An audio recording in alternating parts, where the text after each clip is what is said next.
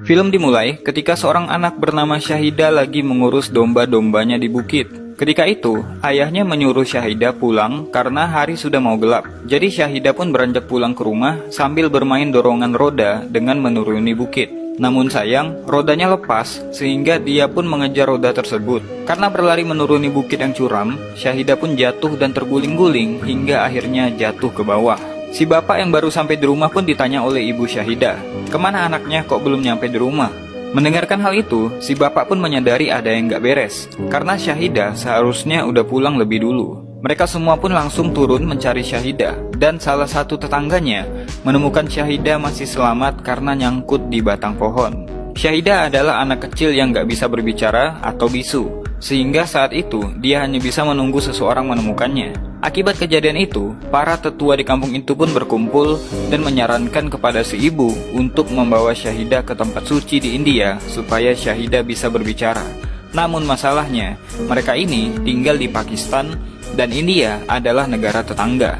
Si bapak nggak bisa pergi ke sana karena dia pernah tergabung dalam militer, sehingga nggak mungkin mendapatkan visa. Mendengarkan hal itu, si ibu berkata bahwa dia yang akan membawa Syahida ke India. Bagaimanapun caranya, dia mau Syahida berbicara lagi, sehingga bisa pergi ke sekolah. Untuk membiayai perjalanan itu, si bapak pun harus menjual domba-dombanya kepada orang lain. Hari keberangkatan pun tiba. Si bapak hanya bisa mengantar istri dan anaknya pergi naik kereta menuju India. Agak ngeri-ngeri juga pergi ke India. Selain mereka adalah orang Pakistan, mereka juga seorang Muslim dan kedua negara ini sebelumnya pernah berkonflik. Singkat cerita, Syahida dan ibunya pun pergi ke tempat suci yang disebutkan. Berharap dengan mengikuti ritual-ritual yang diadakan, Syahida bisa berbicara. Kepercayaan orang mereka, syair-syair dari tempat suci itu bisa mengabulkan harapan-harapan dan terbilang mujarab. Setelah itu, mereka pun kembali lagi ke Pakistan menggunakan kereta. Di tengah perjalanan, kereta yang mereka naiki mengalami kerusakan sehingga perjalanan mereka sementara dihentikan sampai kerusakan dapat diperbaiki. Menunggu hal itu, orang-orang pun pada beristirahat dan tidur, termasuk ibunya Syahida. Ketika itu, Syahida terbangun. Dia melihat di luar ada anak domba. Karena sudah terbiasa bermain dengan domba, dia pun memutuskan keluar dari kereta untuk bermain dengan anak domba itu. Namun, ketika dia di luar, kereta pun berjalan kembali. Malang buat Syahida, dia hanya bisa mengejar kereta itu dengan langkah kecilnya dan gak bisa berteriak memanggil ibunya. Kereta pun semakin lama semakin melaju. Syahida saat itu pun menangis karena ketinggalan kereta yang keluar menuju Pakistan. Gak lama setelah itu, Syahida melihat kereta api lain yang melintas. Berpikir bahwa kereta ini punya tujuan yang sama, dia pun menaiki kereta barang ini. Namun sayang, kereta barang itu malah melaju ke arah yang berlawanan. Sementara itu, di kereta penumpang, ibunya terbangun dan menyadari Syahida nggak ada di sana. Dia pun berteriak memanggil-manggil Syahida. Karena panik, dia menyuruh kereta berhenti. Pencarian pun dilakukan. Namun sayang, karena Syahida udah naik kereta lain, dia pun nggak ditemukan. Namun si ibu bersikeras untuk mencari Syahida sendiri. Tapi masalahnya, kereta udah masuk ke wilayah Pakistan, dan untuk kembali ke India, si ibu perlu visa. Karena nggak bisa berbuat apa-apa, mereka pun membuat laporan ke polisi. Mereka hanya berharap Syahida bisa bertemu dengan orang baik yang bisa menjaganya. Syahida yang tidur di kereta barang pun terbangun keesokan paginya. Terbangun di tengah-tengah warga India yang lagi merayakan perayaan Dewa Hanuman. Dia pun bergabung masuk ke dalam keramaian itu. Di sana, dia melihat seorang pria bernama Bajrangi menari-nari dan bernyanyi untuk perayaan tersebut. Ketika acara nari-nari ini selesai, Bajrangi melihat Syahida menatapnya. Karena tahu gadis kecil ini nggak menatap siapa-siapa selain dirinya, dia pun menawarkan Syahida minuman. Syahida pun langsung berlari ke arahnya dan menghabiskan minumannya. Terlihat Syahida sangat haus. Bajrangi pun memutuskan untuk membelikan makanan juga untuk Syahida. Ketika Syahida makan, mereka pun sambil menanyakan nama. Namun, Syahida yang gak bisa berbicara tentunya hanya diam 1000 bahasa. Bajrangi pun menyuruhnya untuk menghabiskan makanannya, kemudian pergi meninggalkan meja. Tapi setelahnya, Syahida malah mengikuti Bajrangi. Karena kebingungan dan mengira Syahida lagi tersesat, Bajrangi membawa Syahida ke kuil Hanuman. Dia menyuruh Syahida berdoa supaya orang tuanya menemukan dirinya kembali. Sekali lagi, Bajrangi pun meninggalkan Syahida di sana, kemudian dia pulang. Ketika udah naik bis, Dia pun melihat Syahidah mengejarnya, sehingga dia meminta supir bus untuk berhenti. Bajrangi pun membawa Syahidah ke kantor polisi. Namun polisi menolak jika Syahidah ditinggalkan di sana. Tapi gimana kalau orang tuanya nyari dan melapor ke sini, kata Bajrangi. Coba kau lihat, di sini banyak pencuri dan preman. Gadis kecil ini nggak bisa tinggal di sini. Gimana kalau orang tuanya nggak datang? Begini saja, kata petugas. Kau tuliskan kontakmu di sana, nanti jika ada yang konfirmasi, aku akan menghubungimu, kata polisi. Akhirnya Bajrangi membawa Syahidah pulang. Di dalam bis, Bajrangi bertanya di mana Syahidah tinggal dengan menyebutkan semua nama kota di India. Syahidah hanya bisa menggeleng-gelengkan kepalanya, karena memang dia bukan warga negara India. Para penumpang lain pun sampai membantu Bajrangi untuk menyebutkan kota-kota yang mungkin adalah kota tempat Syahidah berasal. Namun gak satu pun nama kota itu yang membuat Syahidah mengangkat tangannya. Bajrangi sebenarnya bukan berasal dari kota Delhi. Karena permintaan ayahnya yang udah meninggal, dia pun harus pergi ke kota Delhi mengunjungi teman ayahnya yang bernama Dayanan. Di sanalah dia bertemu dengan Rasika, anak dari Dayanan. Bajrangi tinggal di sana untuk beberapa hari. Di sana dia sering menemani Rasika. Entah itu ketika Rasika lagi bekerja sebagai guru, beribadah, atau berbelanja. Kedekatan itu membuat Rasika jatuh hati pada Bajrangi. Suatu ketika, rumah Dayanan didatangi oleh temannya bermaksud untuk melamar Rasika. Namun Rasika pada saat itu udah jatuh hati sama Bajrangi dan memutuskan untuk menolak lamaran tersebut. Untungnya, Dayanan menghargai keputusan anaknya yang udah memilih jodohnya sendiri. Lamaran pun dibatalkan dan Bajrangi dikasih waktu 6 bulan untuk membeli rumah sendiri sebagai syarat pernikahan dirinya dan Rasika. Karena itulah Bajrangi kembali datang ke Delhi untuk mengabarkan ke orang tua Rasika tentang perkembangan DP rumah yang lagi dia usahain. Para penumpang bis pun senang mendengarkan cerita cinta Bajrangi. Setibanya di rumah Rasika, Bajrangi pun menjelaskan tentang Syahidah sebagai anak yang hilang. Dayanan pun berkata, gimana kalau orang tua Syahidah nggak mencari anaknya? Sampai kapan kau mau begini, menolong orang lain daripada dirimu?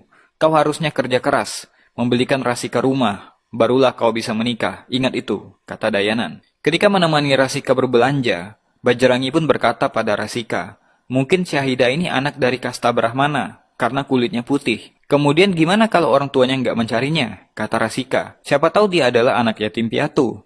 Ada benarnya juga perkataan Rasika, pikir Bajrangi.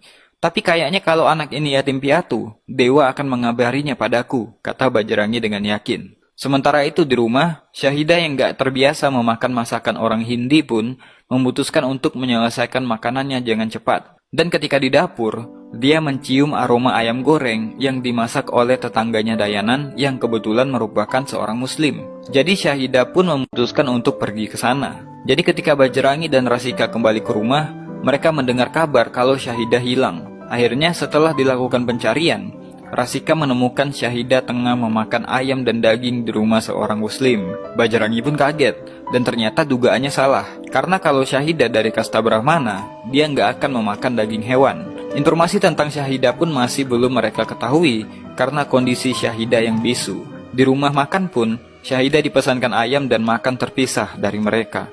Mungkin Syahidah adalah kasta kesatria, karena mereka kadang-kadang juga makan daging hewan, kata Bajrangi yang masih berpikir kalau Syahidah adalah orang Hindi seperti mereka. Di sana Syahidah pun menangis ketika melihat seorang anak yang disuapin ibunya. Karena melihat Syahidah menangis, Rasika dan Bajrangi pun mencoba menghibur Syahidah dengan melakukan joget ayam. Ya, apapun lah, yang penting Syahidah nggak bersedih lagi. Hari demi hari pun berlalu. Bajrangi dan Rasika sering membawa Syahidah kemanapun mereka pergi, bahkan ketika beribadah di pasar. Tapi Syahidah adalah seorang muslimah.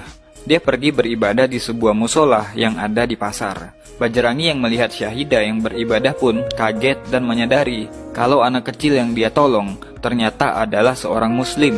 Dia pun keluar dari musola itu dan mengabari hal ini kepada Rasika. Bajrangi takut kalau ayahnya mengusirnya, karena Dayanan gak mau ada umat agama lain yang tinggal di rumahnya.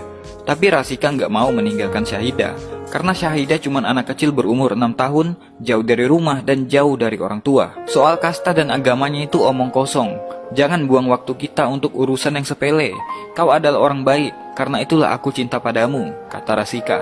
Mereka pun ke dalam untuk mencari Syahidah dan di sana, Bajrangi mendapatkan pelukan dari seorang anak kecil yang masih polos. Dalam hatinya, Bajrangi pun berjanji akan tetap mengantarkan Syahidah pulang ke rumahnya. Di rumah, Bajrangi khawatir kalau Dayanan tahu dia membawa orang Islam naik ke rumahnya. Namun Rasika berkata, siapa yang akan bilang ke ayahnya? Gak akan ada yang tahu tentang hal ini, kata Rasika yakin. Di saat yang sama, di rumah ini lagi nonton bareng pertandingan kriket antara India melawan Pakistan. Ketika Pakistan berhasil mencetak angka dan memenangkan pertandingan, Syahidah bertepuk tangan dan menari-nari di depan TV yang membuat semua orang keheranan. Apalagi Syahidah mencium bendera Pakistan yang ada di TV.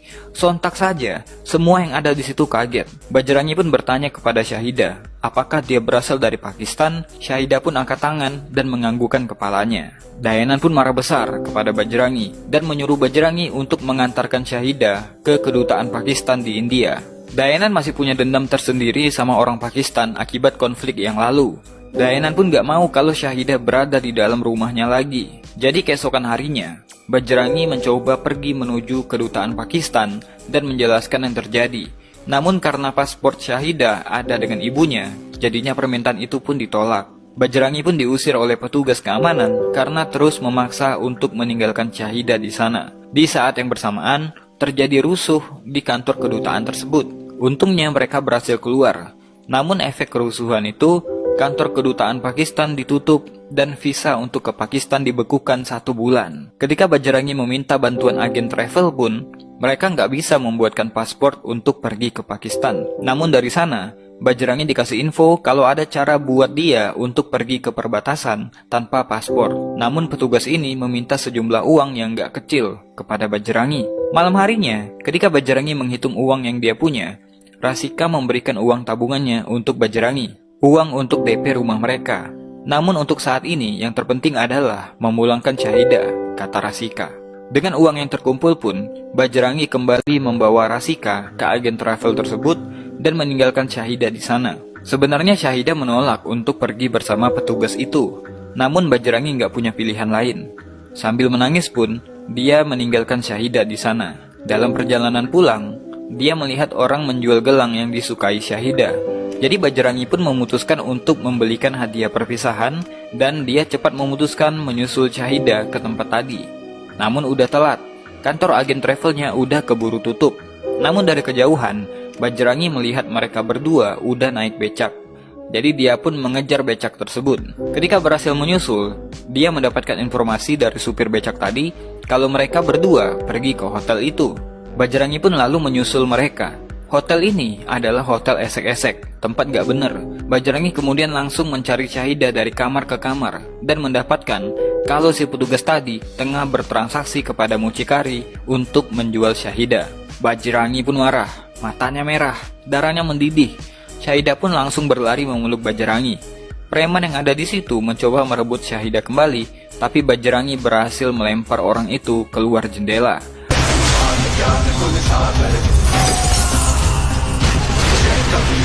Satu persatu, preman di sana dihajar Bajrangi, termasuk si petugas travel.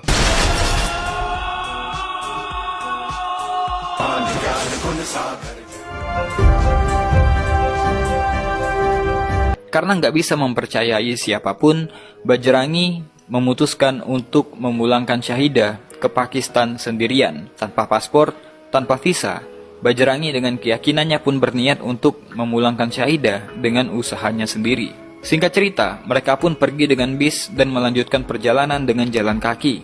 Di tengah-tengah perjalanan, Bajrangi dicegat oleh seorang lelaki bernama Ali. Dia pun ditawari tumpangan, tapi harus membayar sejumlah uang. Bajrangi menolak dan memilih untuk terus berjalan. Tapi Ali meyakinkan kalau pagar perbatasan itu dialiri oleh listrik tegangan tinggi. Petugas perbatasan pun akan menebakimu. Baru bertanya ke mayatmu apakah kau orang India atau Pakistan, kata Ali. Demi kebaikan anak ini, mari ikut denganku, katanya. Akhirnya Bajrangi pun naik mobil ini. Mereka pun sampai di perbatasan. Ali kemudian memandu mereka untuk melewati pagar itu dengan terowongan. Ketika sampai di seberang, Bajrangi nggak mau pergi sampai dia meminta izin tentara jaga supaya diizinkan untuk lewat. Ali pun gak habis pikir kenapa Bajrangi punya pikiran seperti itu. Tentara jaga akan menembaki kita, katanya. Namun Bajrangi adalah orang jujur. Dia harus minta izin dulu.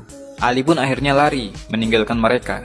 Ketika tentara jaga memergoki mereka, Bajrangi mengatakan semuanya dengan jujur, termasuk cara dia melewati pagar itu dengan terowongan. Namun itu semua nggak ada gunanya.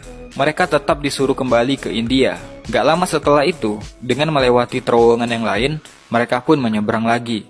Kali ini, Bajrangi tetap jujur. Namun dia ditendang oleh tentara jaga karena keyakinannya. Karena melihat Syahidah yang menangis, sang komandan pun menyuruh anak buahnya berhenti memukuli Bajrangi.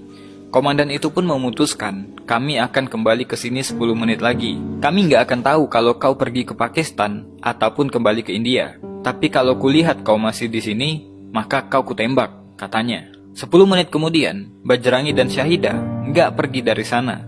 Bajrangi tetap kekeh kalau dia butuh izin dari tentara jaga dan berjanji jika udah mengantarkan Syahidah ke orang tuanya, maka dia akan kembali. Akhirnya, hati sekomandan pun luluh juga. Mereka berdua kemudian mendapatkan izin untuk masuk ke Pakistan. Mereka pun melanjutkan perjalanan.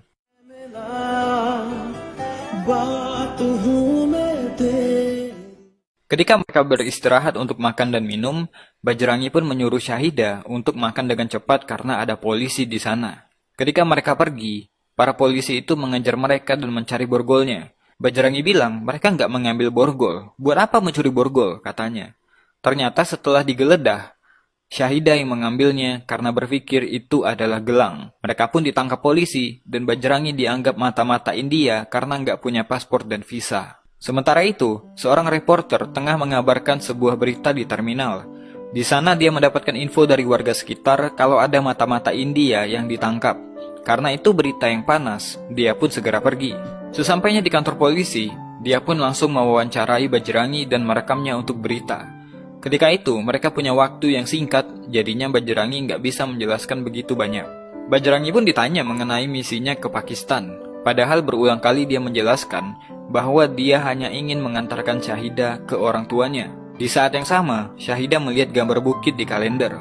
Dia pun menganggukkan kepala ketika Bajrangi bertanya apakah itu adalah tempat di mana dia tinggal. Polisi pun bertanya, kenapa Syahidah nggak bisa berbicara? Dia pun berkata kalau Syahidah nggak punya lidah sampai menekan mulut anak kecil ini. Bajrangi pun marah dan menghajar para polisi yang ada di sana, lalu melarikan diri. Reporter yang lagi meliput di depan kantor polisi pun segera mengikutinya. Ketika Bajrangi naik bis, reporter ini juga ikut naik untuk memata-matai Bajrangi. Di dalam bis, reporter ini menelpon polisi dan mengabarkan kalau dia lagi berada di dalam bis yang sama dengan Bajrangi dan menginformasikan nama bis itu. Bajrangi bertanya pada kernet bis tentang gambar yang dia tunjukkan. Semua penumpang pun dikasih lihat berharap ada informasi mengenai tempat tersebut. Di saat itulah si reporter menyadari kalau Bajrangi bukan mata-mata dan membuka penyamaran dirinya. Timing yang tepat sekali, karena ketika polisi mencegat bis ini, kernet bis dan para penumpang mengerti tentang keadaan ini dan menutupi fakta itu. Mereka bertiga pun udah bersembunyi di atas bis. Bajrangi dan Syahidah pun selamat dari kejaran polisi. Mereka bertiga pun setelah itu beristirahat di sebuah masjid sampai besok pagi. Bajrangi pun kaget ketika mengetahui kalau tempat dia beristirahat adalah masjid. Dia pun langsung keluar. Di situ dia bertemu dengan seorang ustadz dan berkata bahwa masjid itu terbuka untuk semua orang dan mempersilahkan kepada Bajrangi untuk masuk ke dalam. Di sana, Bajrangi menjelaskan semuanya kepada ustadz dan meminta informasi tentang daerah yang ada di gambar itu. Namun baik ustadz ataupun murid-muridnya, nggak ada yang tahu tempat tersebut. Di saat yang sama, patroli polisi pun kian ketat di luar sana. Untungnya, keberadaan Bajrangi dan Syahidah dirahasiakan oleh sang ustadz. Karena nggak mungkin keluar dengan patroli polisi di mana-mana, mereka pun akhirnya menyamar sebagai muslimah bercadar sehingga mereka bisa keluar dibantu oleh sang ustadz. Mereka bertiga pun diantar untuk melanjutkan perjalanan dengan rute yang aman dari patroli polisi.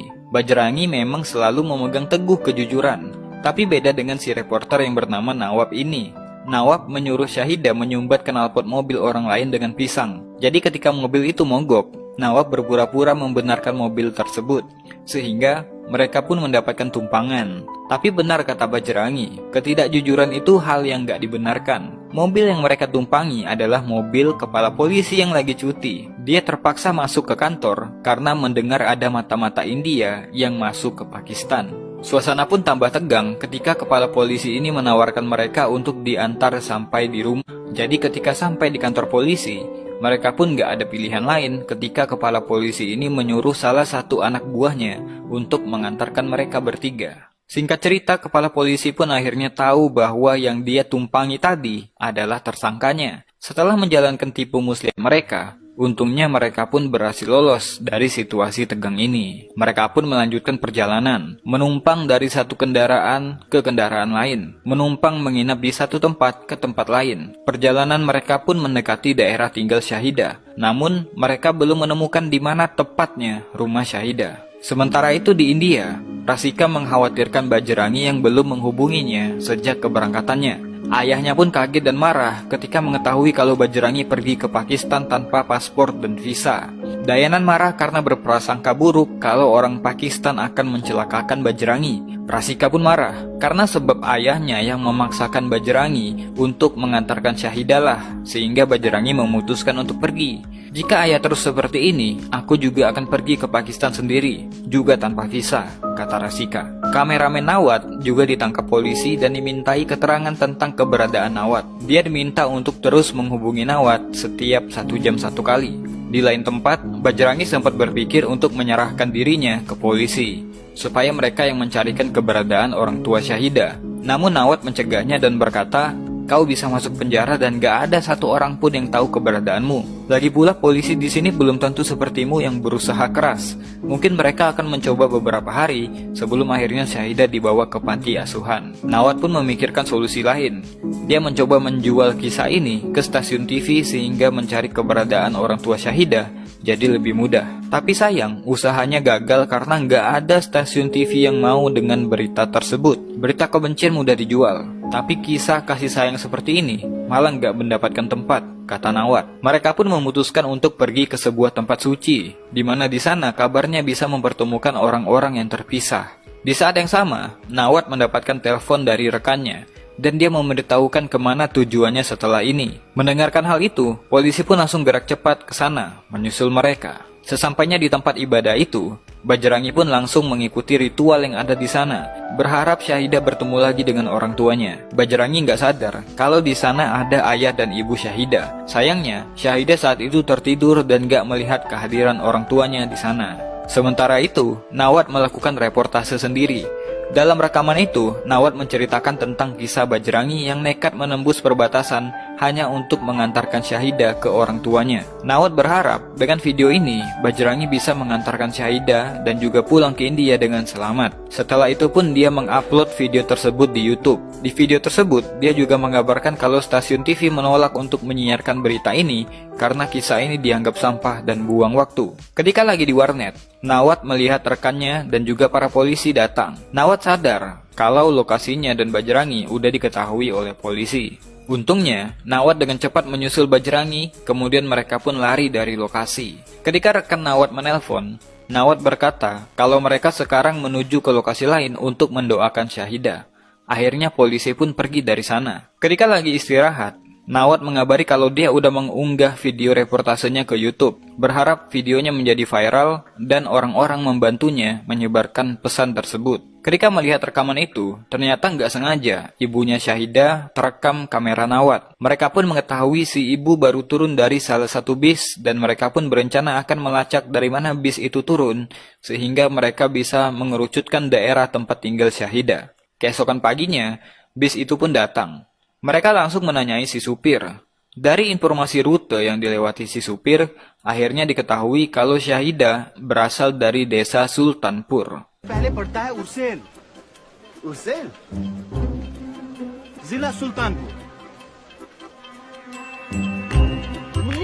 Nyebrang, Syahidah pun menyusul untuk berpisah, mungkin untuk terakhir kalinya. Tapi Bajrangi udah keburu menyeberang dan hampir masuk ke wilayah India. Syahidah nggak bisa memanggil Bajrangi karena udah terlalu jauh. Namun secara ajaib, Syahidah berhasil berbicara lagi. Keinginannya untuk memanggil Bajrangi memicu suaranya keluar.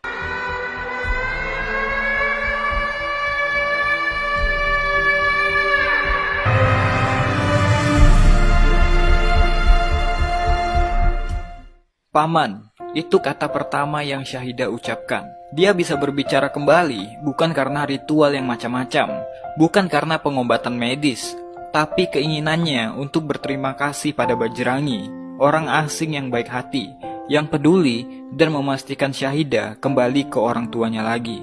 Dengan mengutamakan kejujuran dan keyakinannya, walaupun harus dipukul, dia berhasil menuntaskan niatnya untuk mengantarkan anak yang terpisah dari ibunya. Cinta ternyata nggak punya batasan. Film ini adalah contoh yang tepat untuk membuktikannya. Cinta nggak punya kasta, teritori, atau agama. Berbuat baiklah pada semua orang tanpa memandang kasta, suku, apalagi agama. Karena salah satu tujuan hidup manusia adalah untuk melayani dan untuk menunjukkan kasih sayang dan keinginan untuk membantu orang lain. Mungkin itu aja untuk video kali ini.